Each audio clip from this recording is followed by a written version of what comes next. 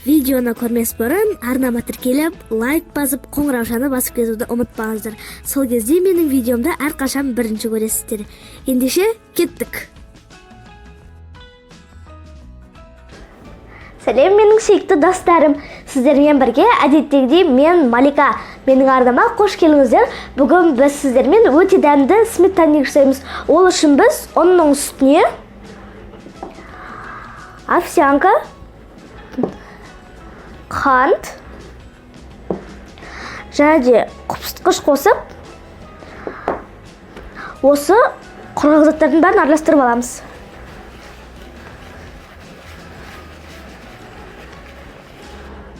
Мінекей достар, құрғақ массаның бәрін араластырып алдым. Енді біз оның үстіне үлкен чоркадан сары май өткізіп аламыз.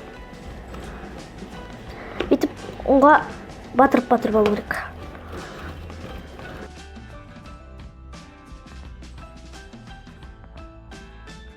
Мінекей достар, мен сары майды чоркадан өткізе отырып, осындай шашылмалы қамыр жасап алдым. Енді біз бұны бір шетке қоя тұрамыз. Енді біз оның кремін жасап аламыз. Ол үшін біз қаймақтың үстіне қант қосамыз. Және де үстіне 2 жұмыртқа жарамыз.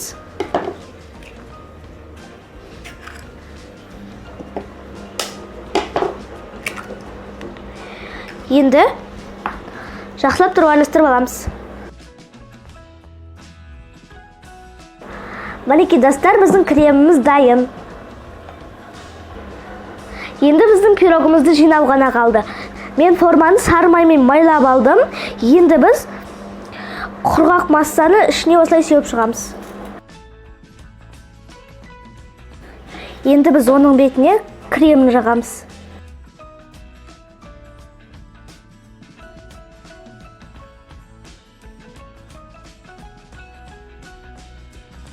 Енді лопаткамен жан-жағына осылай реттестіріп шығамыз. Енді осылай кремімізбен құрғақ массамыз біткенге үшін осылай жасап шығамыз. Осылай пирогымызды жинап аламыз. Мінекей достар, біз пирогымызды жинап алдық. Енді біз оның үстіне 30 грамм сары майды чоркадан өткізіп шығамыз.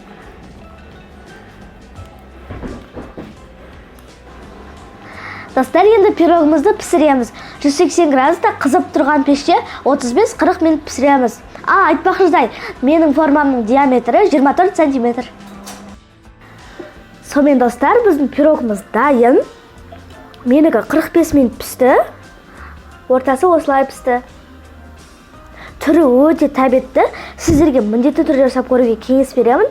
Ендеше сіздерге рецепт ұнаса, лайк басып, арнама жазылып, қоңыраушаны басып кетуді ұмытпаңыздар. Сол кезде менің видеомда әрқашан бірінші көресіздер. Ендеше ас дәмді болсын. Сау болыңыздар.